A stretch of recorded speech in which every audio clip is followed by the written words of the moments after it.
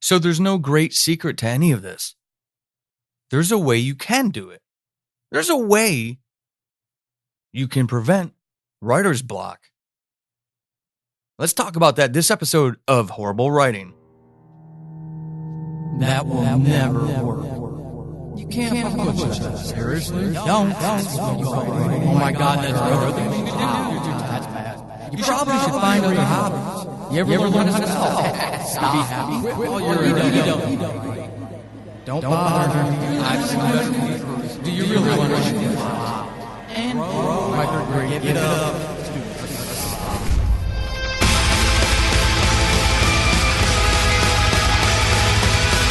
Welcome to Horrible Writing, the rawest, most candid, in-your-face writing show on the interwebs because none of us have time to suck. Let's do this.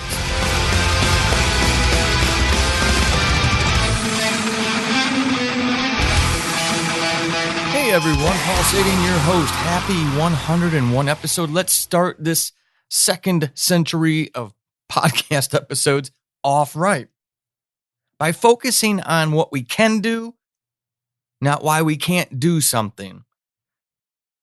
For the longest time, since I've been around writers, one thing I've always heard over and over and over again were complaints about writer's block. Here's the thing. I don't believe in it. There is no such thing as writer's block. That's a hell of a claim to make. I realize that.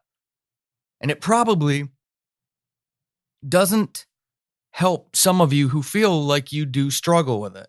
But I'm going to ask you to stick with me. There are people who will say they do have writer's block, that they suffer from it. It's a fact to them. I can't argue with them. It's not worth their time. It's not worth my time. If they're convinced that they have writer's block, they sit down to write something and nothing comes out. No ideas, nowhere to go, searching in the darkness. But that, I feel, is starting at the wrong point. If you start from the premise that there is a thing such as writer's block, then you open yourself up to believing that. And as I've said routinely on this show in 2019, especially, don't buy the lie. The things we believe are the things we make come true. I don't believe in writer's block. One of you listening, many of you listening maybe, think it's a real thing because you've experienced it. I hope my plan is with this 101st episode is to help you flip that paradigm, to change your mindset. Your mindset drives your actions. What you believe is what you do. So, how do we do that? We can't just all of a sudden believe that there's no such thing as writer's block because Paul says so. That's not how reality works. I hope to give you some things to think about, but ultimately, like with everything in life, it's up to you. You decide what you want to do with it. If you want to remain in the mindset that you have that there is writer's block and it does impede your ability to do things, I can't change that. But if you are one of those people who is open to trying new things and you want to improve your writing habits, your writing output, whatever it may be, to help you reach your writing goals, but you also do feel that you struggle with writer's block, let's take a journey. So, there is no such thing as writer's block. That's my starting point. And I'm going to ask you to at least try to entertain that thought. You don't have to believe it yet, but I want you to be open to envisioning a future where you don't have writer's block anymore. Now, I know this may sound a little woo-woo, and I promise it's not. It's all about behaviors. There is no secret formula. There's no vast vat of ideas from which to draw constantly. I mean, I, like many writers, have too many story ideas to the point where I will never be able to tell all of them in my lifetime. It's just not going to happen. I don't have that much time on this planet. But that's not what writer's block is about. And here's where I believe writer's block originates: in self-perception, what you think about yourself. And in buying the lie, because you hear things from other people, and maybe you feel in self-reflection that you don't measure up. It's a horrible thing to do to yourself, especially because this isn't a competition. I don't go to my writers group meetings and compete against the other writers there for sales, for the eloquence of prose, for originality, nothing. I have stories I want to tell, and I'm going to tell them my way. That's why I do this, because that's where the passion comes from. There are secondary, tertiary, and on reasons why I write, but the main reason is I'm doing it for love. That frees me of a lot of garbage and toxic thoughts that other people may struggle with. Starting with mindset. Always, always, always starting with mindset. So, with that in mind, starting there, believing there's no such thing as writer's block, believing that I'm not here to compete with anything or anyone. I'm just here to tell the stories that I want to tell the best way I can tell them.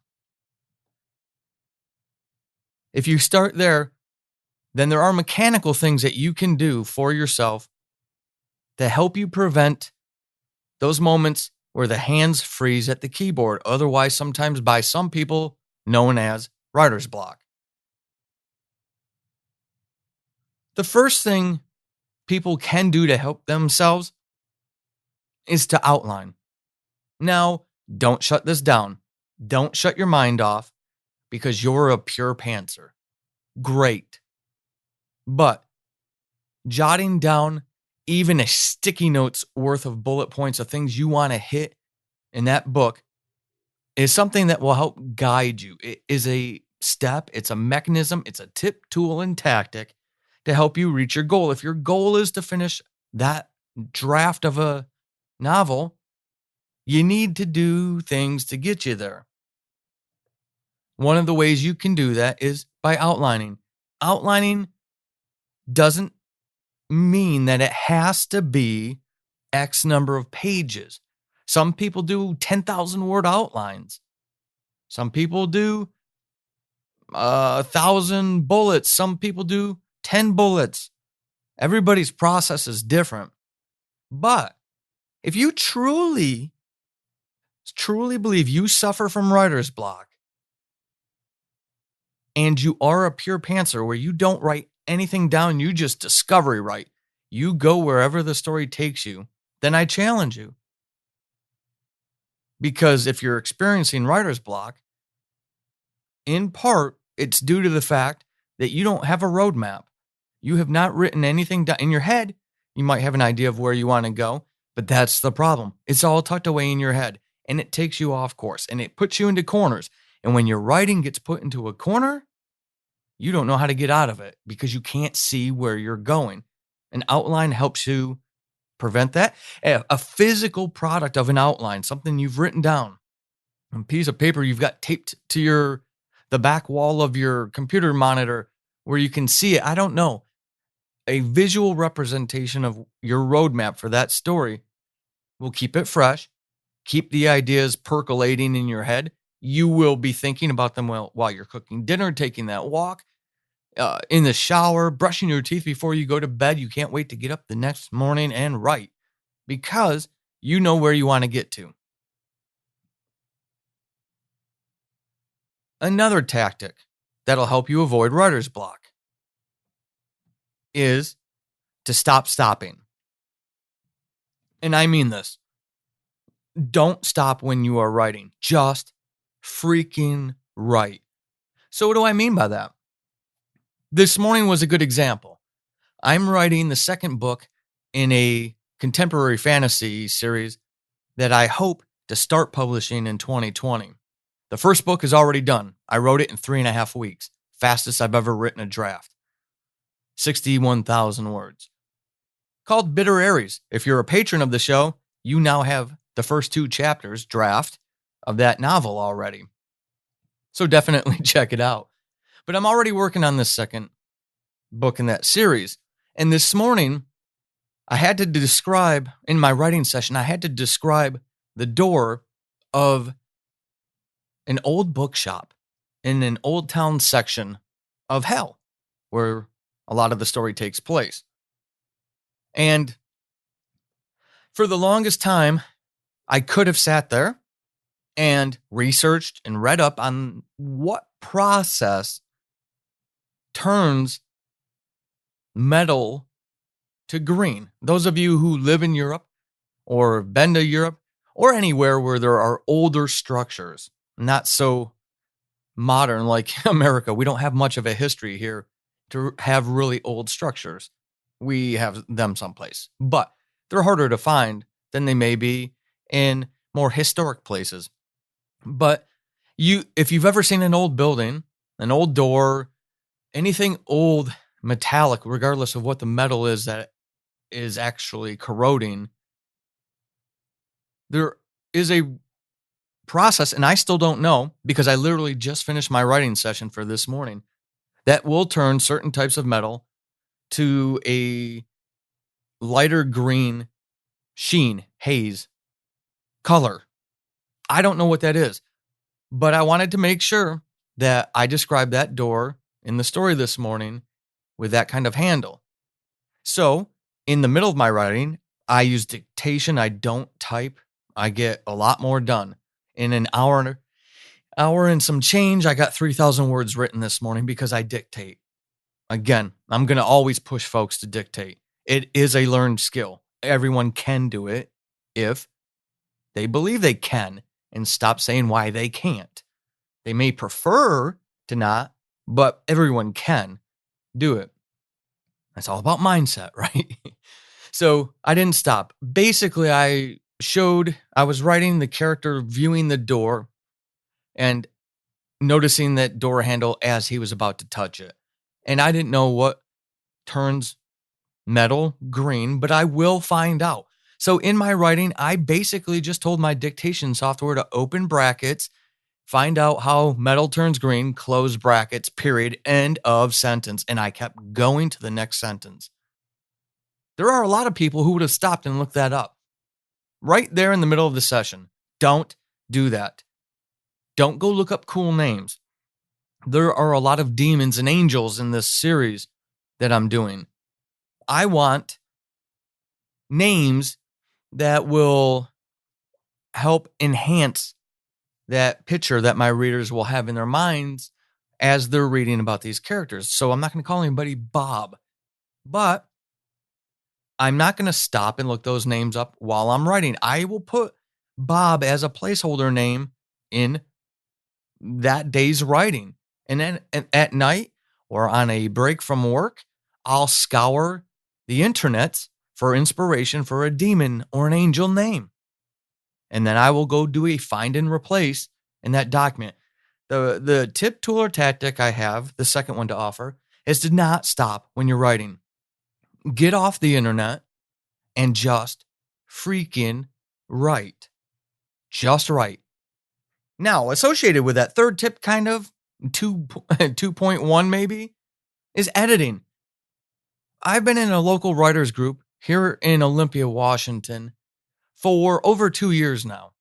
And in that time, I have written Chasing the Demon, Rip, 12 Deaths of Christmas, Novel Idea to Podcast, The Scales, Bitter Aries, and I'm 10,000 words into the next book in that series. I've written, that's 6 novels. I've written Who Killed Julie, 1 season of Subject Found, edited an entire season of Diary of a Madman, 4 scripts of Crown of Thieves. You get my point. the big catch I wanted you to notice was the 6 novels that I've written in those 2 years. I literally write so fast that it's almost pointless for me to go to the group meetings, because by the time we get even halfway through one of my novels, I'm already sending it off to the editor. In comparison, there are a number of people in that group. In fact, all of the novelists who, with the exception of 2 people, and there's 80 something people in the group, with the exception of 2 people, all of the novelists are still working on the same book they were working on when I started 2 years ago, and I've written 6. And the only other 2 that I mentioned are working on their second in that 2-year period. I don't have a magic formula. I'm a family person. I work full time. I've got other interests. Yet, 6-2 or 6-1, depending on how you look at the scoreboard, I'm doing something different than what other people are doing. And you know what it is? It's not because I've got all these ideas and I'm an amazing writer. It's because I don't edit in that first draft.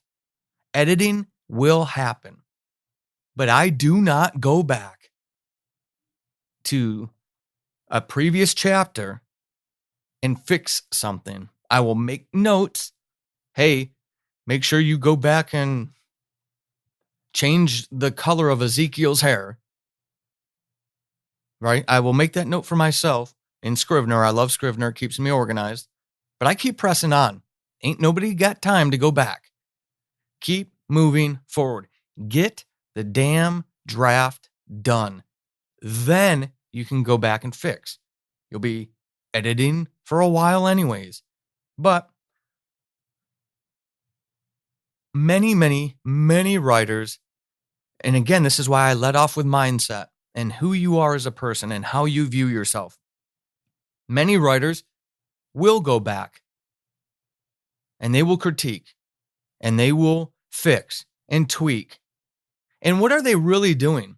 What they're really doing is trying to reach perfection. You're never going to write the perfect novel. Never. It's not going to happen. Why aim for that? Write the best novel you can and move on. Believe in yourself. And if you're doing things like constantly going back and critiquing your work via editing, what does that do to your psyche? What does that do to your confidence? I have begged you from the beginning of the show to take your space. There is space there for you. Take it. Don't wait for somebody to hand it to you. Go get it. But if you're constantly going back and editing and critiquing, if your thoughts are anything like mine, there's a little bit of imposter syndrome going on. There's a little bit of doubt that you could even do this, that anybody would bother to read it. All of those kind of things. And those things don't help you. Don't edit your work until the entire draft is done. And the last one I'll offer to you is daily writing. Now, we had this conversation on the Horrible Writing Writer Support Group on Facebook. If you're not there yet, why aren't you there? And we talked about daily writing. It doesn't mean that you have to sit down at your keyboard and punch out 1,000 words every single day. Sometimes, and those of you who have been with the show a long time, you know this, word counts can be low. For me, there are days where 100 words is what's going to get done, and that's all that's going to get done because I've got other things to do. But to write every day is imperative. To be in that story, to keep your mind fresh in that moment is imperative. You have to do it every day.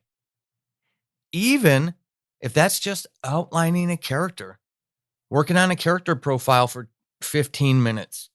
Everybody has 15 minutes. If you don't have 15 minutes, you've got a problem task and time prioritizing. That's all there is to it. Empowerment through candor. I'm not going to lie to you on this show, ever. If you cannot find 15 minutes in your day, you're doing something wrong.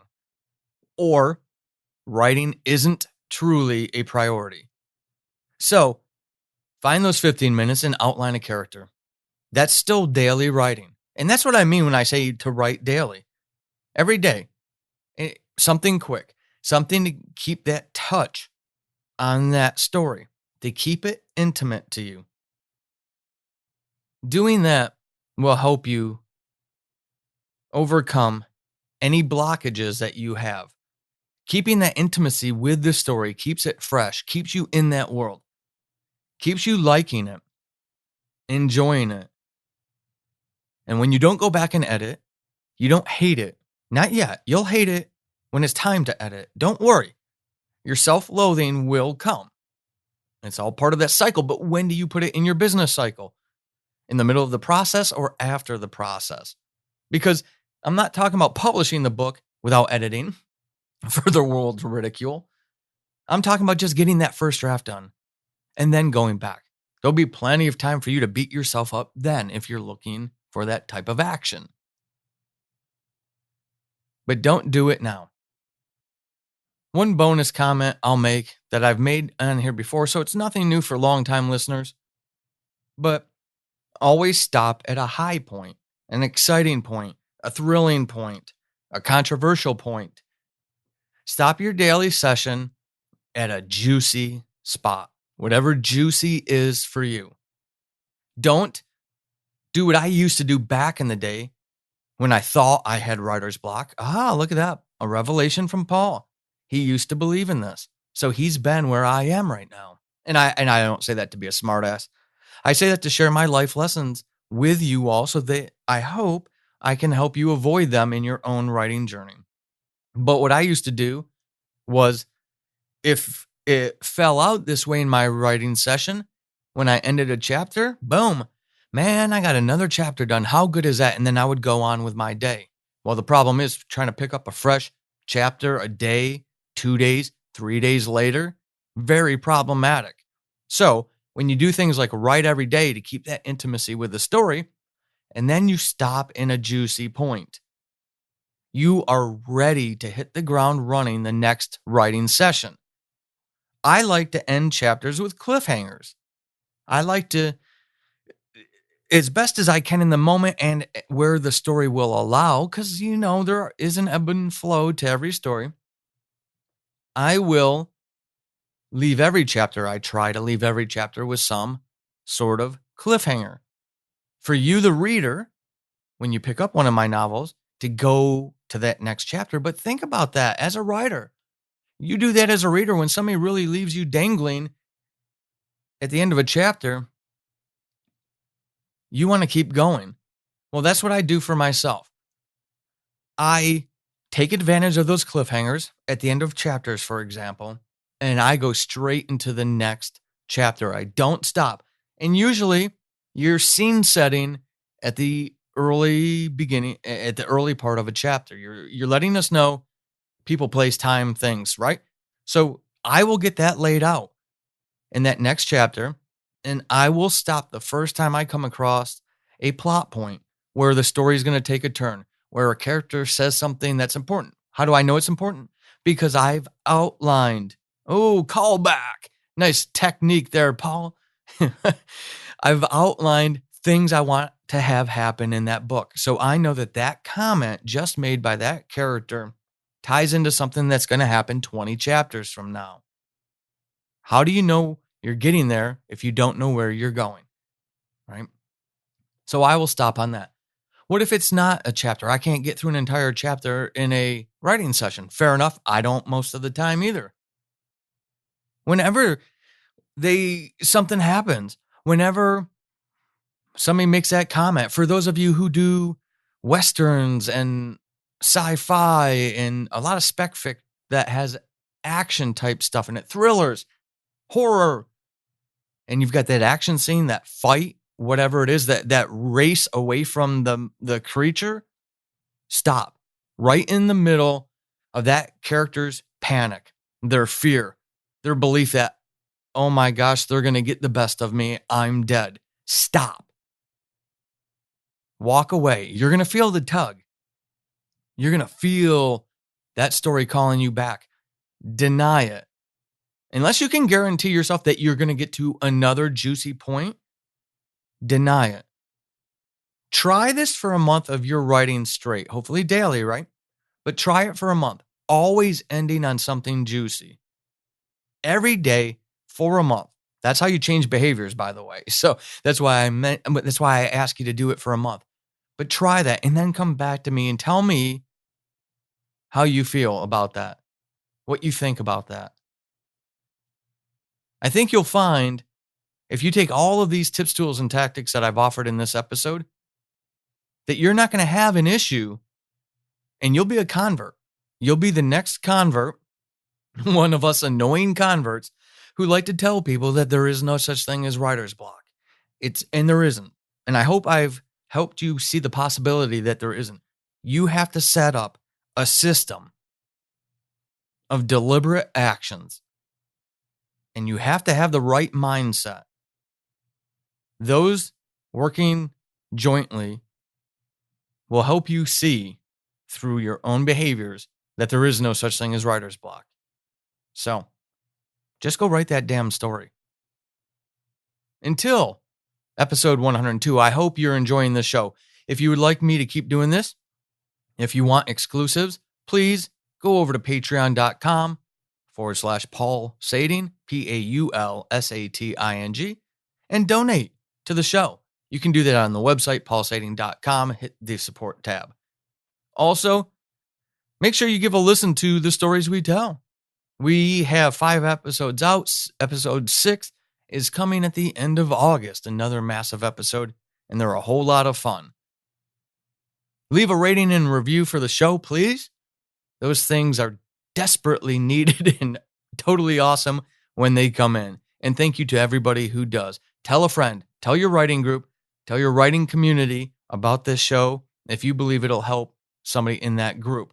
And of course, if you are a writer, an aspiring author, audio dramatist, poet, it doesn't matter, folks. We've got people who write comics and comedy in that group. Come over to the Horrible Writing Writer Support Group on Facebook. Answer the questions or we're not going to let you in. And come join us for camaraderie, support, commiseration, and celebration. Because we're all more epic together. Peace.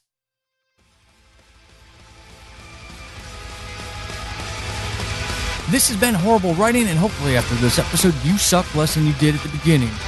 I am Paul Sading, your host extraordinaire. You can find me over on the Twitterverse @WritingHorrible and over at paulsading.com/horrible-writing. Until next time, suck less.